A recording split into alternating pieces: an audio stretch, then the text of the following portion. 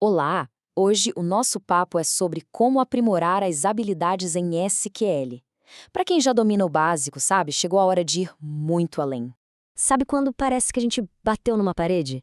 Aquele momento em que só select, from e where simplesmente não dão conta do recado. É como tentar construir uma casa inteira só com martelo, não rola, né? Os dados mais interessantes, mais complexos, ficam lá, fora de alcance. Então a nossa jornada hoje é exatamente essa: subir de nível. Pense em cada recurso avançado que a gente vai ver como uma nova ferramenta. Ou melhor, um novo superpoder. Algo que vai expandir de verdade a capacidade de analisar os dados. Bora começar então? Nosso primeiro nível, consultas aninhadas. É aqui que a gente começa a fazer perguntas realmente espertas, mais complexas para os nossos dados. Uma consulta aninhada, ou subconsulta, é, bom, exatamente o que o nome diz. E a analogia da boneca russa é perfeita. A consulta que está dentro resolve uma parte do problema primeiro. Aí, ela entrega o resultado dela para a consulta de fora. É como abrir uma matriosca para encontrar outra menor e mais específica lá dentro. E o mais legal é entender essa lógica de duas etapas. Primeiro, a consulta de dentro roda. Ela cria tipo uma lista temporária, um pré-filtro. Daí a consulta de fora pega essa lista e pergunta, ok, o valor que eu estou procurando está aqui dentro? É um jeito super poderoso de fazer filtragens com várias camadas. Agora, vamos para o nível 2, que trata de um desafio bem do mundo real. Dados que faltam. Porque, vamos ser sinceros, banco de dados perfeito é coisa rara, né? A boa notícia é que o SQL tem umas ferramentas excelentes para lidar com essa bagunça. Essa é a questão, né?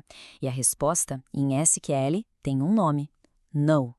Mas, atenção, no é traiçoeiro. Ele não é um número zero, não é um espaço em branco. No significa desconhecido, a ausência total de um valor. E isso muda tudo.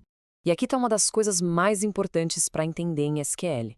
A lógica normal tem dois valores, verdadeiro e falso, certo?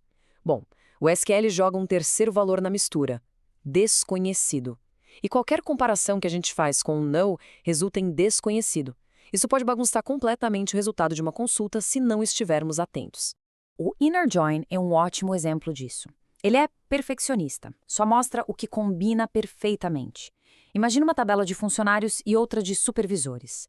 Se um funcionário não tem um supervisor cadastrado, o inner join simplesmente ignora essa pessoa. Ela some do resultado. Por quê? Porque ele exige uma correspondência dos dois lados e acaba escondendo esses dados incompletos. E qual é a solução para isso? O outer join. Com ele, a gente pode falar para o banco de dados: olha, eu quero tudo da primeira tabela, não importa se tem correspondência na segunda. Um left join, por exemplo, vai trazer todos os funcionários. Se um deles não tiver supervisor, o SQL simplesmente preenche aquela coluna com null. E pronto, ninguém fica para trás. Beleza, vamos para o nível 3. Até agora, a gente estava olhando os dados linha por linha. Agora, a gente vai dar um passo para trás e aprender a enxergar a floresta e não só as árvores. Vamos falar de resumos, de como extrair insights poderosos do todo. E para fazer isso, a gente tem as funções de agregação. Elas são nosso canivete suíço da sumarização. Count para contar, sum para somar, AVG para média, max e min para o maior e menor valor. Com elas, finalmente respondemos perguntas como: quantos clientes nós temos ou qual foi o faturamento total? Mas não adianta só somar tudo, a gente precisa de contexto. E é aí que entra essa dupla dinâmica, group by e having. Pensa assim, o group by é o organizador. Ele pega os dados e separa em caixinhas. Por exemplo, agrupa todos os funcionários por departamento. Depois vem o having, que olha para os grupos já formados e decide quem fica.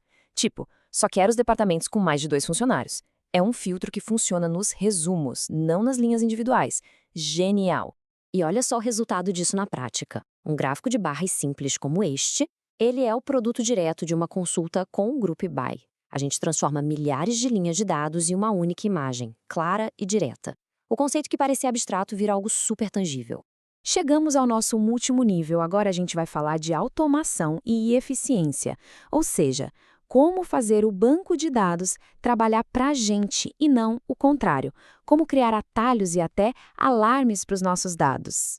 Vamos começar com as views. Uma view é basicamente um atalho super poderoso.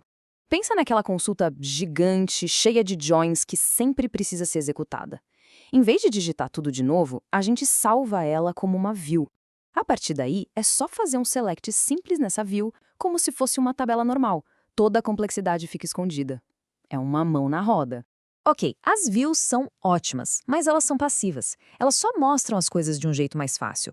Mas e se a gente precisar que o banco de dados faça alguma coisa sozinho? Que ele reaja a uma mudança? Tipo, registrar quem alterou um dado ou impedir que alguém insira um valor inválido? Para isso, a resposta é o trigger, ou gatilho. A analogia do sistema de alarme é perfeita. O trigger fica ali, de olho numa tabela. Se acontecer alguma coisa que ele foi programado para vigiar, um insert, um update, um delete, o alarme dispara e o trigger executa uma ação que a gente definiu.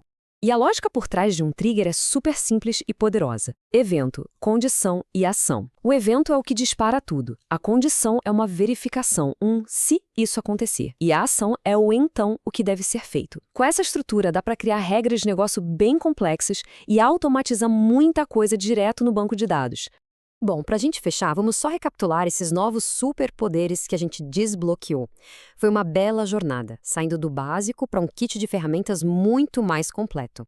Então, o que temos agora no nosso arsenal? Consultas aninhadas para filtros super precisos, outer joins para lidar com dados incompletos sem medo, GRUBY e Raven para criar resumos que realmente contam uma história, views, que são nossos atalhos para complexidade, e triggers para automatizar o trabalho. É esse kit de ferramentas que realmente separa a análise de dados básica da avançada. Com essas ferramentas na mão, a pergunta muda. Não é mais o que eu consigo fazer, mas sim, que perguntas eu deveria estar fazendo. Os dados estão aí, cheios de histórias. E agora, as chaves para desvendar essas histórias estão disponíveis. A exploração está só começando.